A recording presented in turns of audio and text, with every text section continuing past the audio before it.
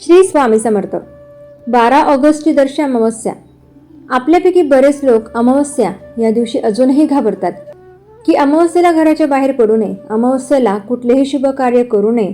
तर काही जण एवढे घाबरतात की अमावस्येच्या दिवशी संध्याकाळी बाहेर भूत फिरतात, असाही त्यांचा गैरसमज असतो. तर काही जण असे म्हणतात की अमावस्येच्या दिवशी शुभ कार्यास सुरुवात करावी आणि काही उपायही करावेत, जेणेकरून घरात माता लक्ष्मी स्थिर होते, घरात लक्ष्मीचे आगमन होते. अगदी दिवाळीलाही लक्ष्मीपूजन अमावस्येच्या दिवशीच केले जाते. पण मित्रांनो, आज आपण दर्श अमावस्या या दिवसाबद्दल बोलणार आहोत. या दिवशी अनेक घरांमध्ये काही विशेष परंपरा आजही श्रद्धेने पाळल्या जातात. या दिवशी काही उपाय केले तर यामुळे आपल्या घरातील अनेक समस्या सुटू शकतात. तर असे कोणते उपाय आहेत हे आपण आज जाणून घेणार आहोत. आणि यातील काही गुप्त उपाय जे आजवर कोणालाही माहीत नाही. शेवटचा उपाय तर अनेक ज्येष्ठ व्यक्ती आजही आपल्या पुढच्या पिढीला सांगत असतात. त्यामुळे हा व्हिडिओ अगदी शेवटपर्यंत बघत राहा.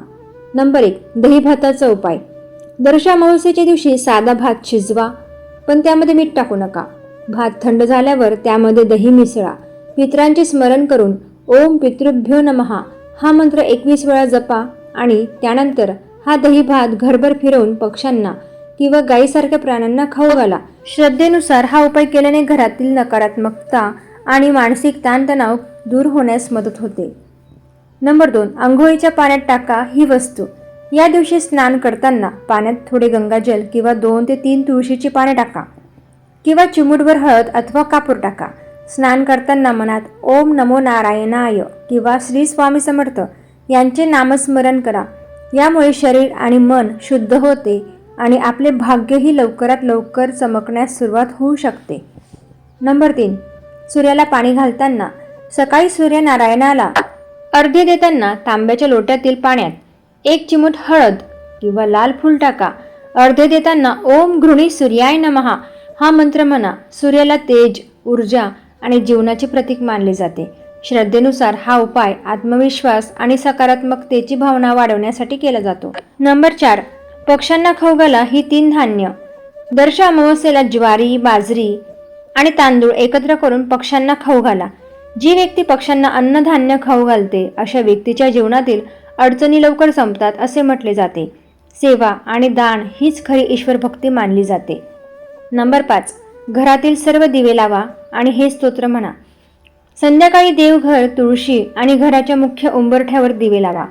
त्यानंतर रामरक्ष स्तोत्र, विष्णू सहस्रनाम किंवा किमान ओम नमो भगवते वासुदेवाय या मंत्राचा 21 वेळा जप करा. दीपाचा प्रकाश हा अंधारातून प्रकाशाकडे नेणारा संदेश मानला जातो. यामुळे घरातील नकारात्मकताही निघून जाते. घरातील अलक्ष्मी दूर होऊन बाहेरील लक्ष्मी घरात येते. नंबर 6. संध्याकाळी उंबरठ्यावर असा दिवा लावा. संध्याकाळी उंबरठ्यावर तिळाच्या तेलाचा दिवा लावा आणि त्यामध्ये 1 चिमूट काळे तीळ टाका.